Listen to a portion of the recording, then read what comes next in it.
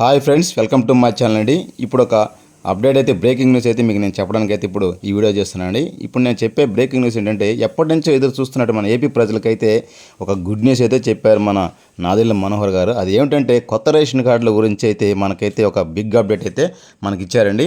ఆ విషయాన్ని నేను పూర్తిగా తెలియజేస్తాను. ఏపీలో కొత్త రేషన్ కార్డుల కోసం ఎదురు చూస్తున్నటువంటి వారికి ప్రభుత్వం అయితే గుడ్ న్యూస్ అయితే చెప్పింది ఫ్రెండ్స్. ఇప్పటికే ఉన్న రేషన్ కార్డుల్లో మార్పులు చేర్పులు తర్వాత కొత్త రేషన్ కార్డులు జారీ కోసం ప్రభుత్వం చర్యలు అయితే ప్రారంభిస్తోంది. రేపటి నుంచి అంటే మే 7వ తారీఖు నుంచి కొత్త రేషన్ కార్డుల కోసం దరఖాస్తు స్వీకరణ ప్రక్రియ ప్రారంభం కానుందనేసి పౌర సరఫరాల శాఖ మంత్రి నాదెళ్ల మనోహర్ గారు అయితే ఇవాళ ప్రెస్ మీట్లో ప్రకటించారు. ఈ మేరకు అధికారులు సచివాలయాల్లో దరఖాస్తులు కూడా తీసుకుంటారనేసి అయితే చెప్పారు. అన్ని ఆప్షన్ అంటే విభజన అలాగే దానికి సంబంధించినటువంటి రేషన్ కార్డులు అన్ని పూర్తి వివరాలు మీకు అప్డేట్స్ అయితే నేను అందిస్తాను ఫ్రెండ్స్. ఇలాంటి అప్డేట్స్ కోసం మన ఛానల్ అయితే ఫస్ట్ టైం చూస్తున్నట్టయితే సబ్స్క్రైబ్ చేసి లైక్ చేయండి. ఈ వీడియో నచ్చితే మీరు సబ్స్క్రైబ్ చేసి లైక్ చేయడం మాత్రం మర్చిపోద్దు ఫ్రెండ్స్. ఇంక పూర్తిగా అయితే మనం వివరాలకు వెళ్ళిపోదాం. వీడియో పూర్తిగా అయితే చూసేయండి ఫ్రెండ్స్. ఇప్పుడు మనం ఉన్నటువంటి ఏపీలో కూటమి ప్రభుత్వం అధికారులకు రాగానే రేషన్ కార్డుల లబ్ధిదారుల పరిశీలన కోసం అయితే ప్రత్యేక డ్రైవ్లు కూడా నిర్వహించింది. ఇందులో నకిలీ రేషన్ కార్డులు ఏరివేత చేపట్టింది. అలాగే కొత్త రేషన్ కార్డు కోసం లబ్ధిదారులపై అంచనాలు తయారు చేసింది. కొత్త రేషన్ కార్డు కోసం అయితే ఈ ఈకేవైసీ ప్రక్రియ కూడా మొదలుపెట్టింది. దీని గడువు కూడా సైతం ఎప్పటికప్పుడు పెంచుకుంటూ పోతోంది. అయితే మనకున్నటువంటి ఇక్కడ సమాచారం వరకు అయితే రేపటి నుంచి కొత్త రేషన్ కార్డులకు జారీ కోసం అయితే దరఖాస్తు తీసుకుంటున్నామనేది నేపథ్యంలో లబ్ధిదారులకు పౌర సరఫరాల శాఖ నాదెళ్ల మనోహర్ గారు అయితే కీలక సూచనలు అయితే చేశారు ఫ్రెండ్స్. ఇప్పటికీ ఉన్న కార్డుల్లో మార్పులు చేర్పులు కావాల్సిన వారు కూడా ఇందులో దరఖాస్తు కూడా చేసుకోవాలనేసి ఆయన చెప్పడం జరిగింది. అలాగే అనర్హులు ఉంటే తమ కార్డులన్నీ ప్రభుత్వానికి సరెండర్ చేయాలనేసి కూడా మంత్రి నాదెళ్ల మనోహర్ గారు దానికి సూచించారు. అయితే 2024 ఎన్నికల నేపథ్యంలో నూతన కార్డులు జారీ నిలిపివేయాల్సినదిగా భారత ఎన్నికల సంఘం గత ఏడాది మార్చిలో ఆదేశాలు జారీ చేయడంతో జరిగిందన్నారు. తదుపరి ఈకేవైసీ తప్పనిసరిగా నమోదు చేయాలనేసి సుప్రీంకోర్టు జారీ చేసిన ఆదేశాల మేరకు నూతన కార్డులు కూడా జారీ అవకాశం లేకుండా పోయిందన్నారు.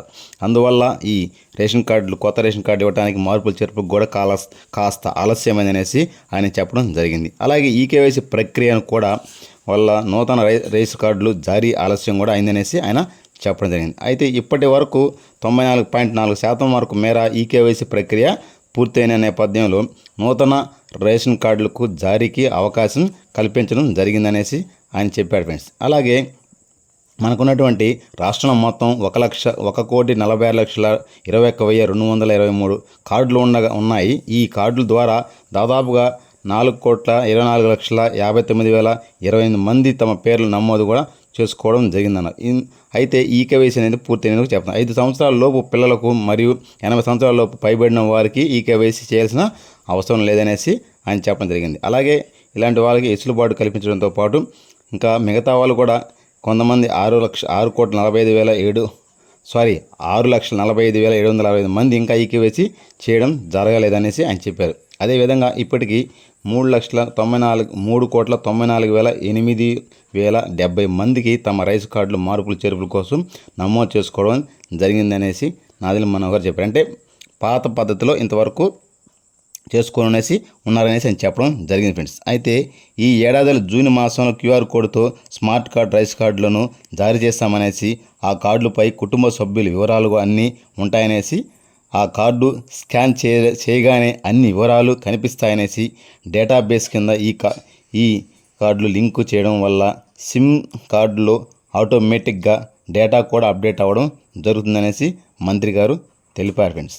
అయితే ఈ రేషన్ కార్డులకు సంబంధించినటువంటి బిగ్ అప్డేట్ అయితే అయినా ఇవ్వడం జరిగింది. కాబట్టి రేపటి నుంచి సచివాలయంలో ఎవరైతే రేషన్ కార్డుల కోసం ఎదురు చూస్తున్నారో వాళ్ళకైతే ఈ రేషన్ కార్డుల ప్రక్రియ కోసం మీరు దరఖాస్తు చేసుకోవచ్చు. విభజన అలాగే మార్పులు చేర్పులు తప్పులు ఒప్పులు ఏమైనా కూడా సరి చేసుకున్నానికి ఆప్షన్స్ ఇస్తే రేపటి నుంచి కల్పిస్తామనేసి చెప్పడం జరిగింది.